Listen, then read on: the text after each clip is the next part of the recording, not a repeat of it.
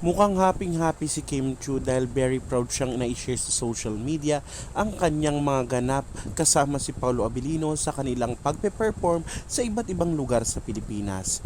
Nariyan na nga ang record-breaking na performance and presence nila sa Sorsogon. Isa rin sa pinuntahan nila ay ang Surigao del Sur at nung nakaraan ay nagpunta rin sila sa Agusan del Sur.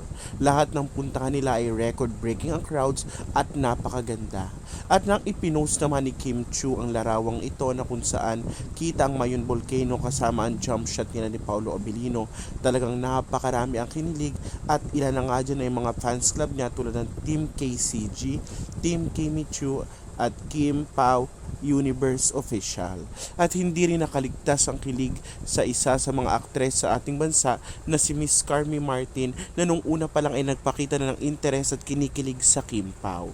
Napa-comment siya ng simpleng comment na hi at tinadtad naman niya ng red hearts. Ibig sabihin, papakita na kilig si Miss Carmi. Matapos i-post ni Kim Choi, agad na nag-comment ang aktres.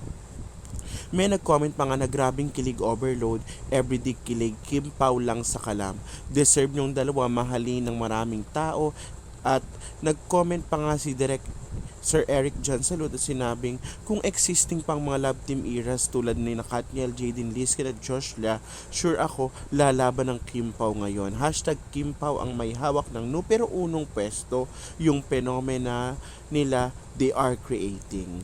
Well, sa mga fans po ng Kim Pao, sila ay bibisita sa ating mga kapamilya sa Birmingham.